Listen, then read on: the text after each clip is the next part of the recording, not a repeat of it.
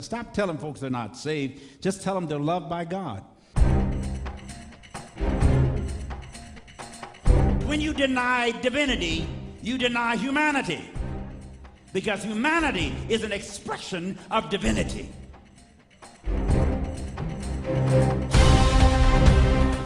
Did he finish his work? Or did his work return to him empty, saying, God, I got a few Southern Baptists and a couple of Pentecostals saved. The rest of them's going to hell. I'm sorry. We think that God is waiting in heaven or wherever that is for some designated moment when he's going to come back and catch you with your work undone and grab you and snatch you and whip you and beat you and kill you and throw you in this dungeon. And it is the one concept of God that people use to carry out their hellish behavior on other people. One of my favorite statements is by Wayne Dyer when he says, when you change the way you look at things, the things you look at change. Perception is the ultimate reality, but not necessarily the ultimate truth. So I don't know that you can ever really know truth, but you can experience truth and perhaps express it in your own reality.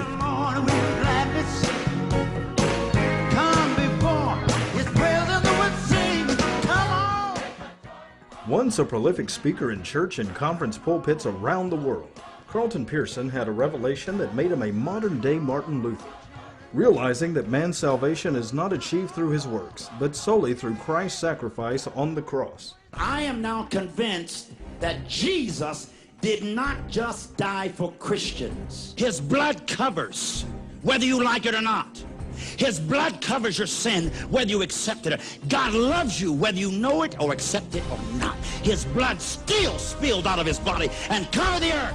The Christian and Jewish Bible say in the book of Genesis, in beginning God created man, meaning humankind, in his or its image and likeness. And as somebody said, we return the favor. We created God in our image and likeness. But we can't access this God except going through all these different rituals. So we've created religions and doctrines and dogmas and certain disciplines to help us appease an angry God or please a difficult one. One that we've created. Having been shunned by those same churches where he was once beloved, Carlton is now a frequent guest on programs featured on National Geographic, MSNBC, and CNN. I was a stranger to that genre now. I'm no longer welcomed it. I helped invent it for my generation. I helped create it. I helped refine it. That's where I was going to die. Laying out his new theology in his best-selling book, The Gospel of Inclusion, Carlton's shocking journey culminates in his brand new thesis, God is not a Christian. There's 2 billion people on this planet who approximately call themselves Christians, follow Jesus as God or Christ. And when you say God is not a Christian, you're almost saying God is not Jesus. And most Christians perceive Jesus as being the God-man. And it's very offensive. It's almost heretical to those who have been entrenched with this indoctrination for 2 millennia. That's the way some people interpret it. That's not the way I mean it. But what I'm saying, God is not a Christian, it offends people because I'm saying God is not what you call yourself religiously. Do we need Jesus to protect us from God? If I don't get you saved, from who?